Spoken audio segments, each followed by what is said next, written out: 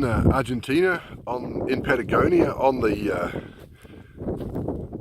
plains, the massive plains, and I wanted to get an idea of just how big they are, but I don't think a photo does it justice, and neither does a photo do justice to the wind that's here.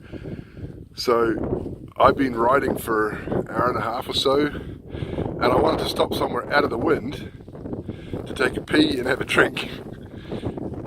And it took me 45 minutes of riding to find this little hill to stop where I could be somewhat out of the wind, because the wind here is mental. And you're literally sitting, if I walk out this way a bit, the wind is just mental, and you're sitting on your bike at 30 degrees all day.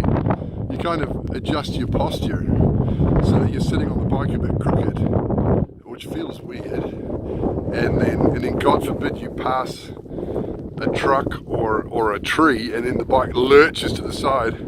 Because one nice thing about the wind is that it's pretty much steady, and it always comes from the same direction.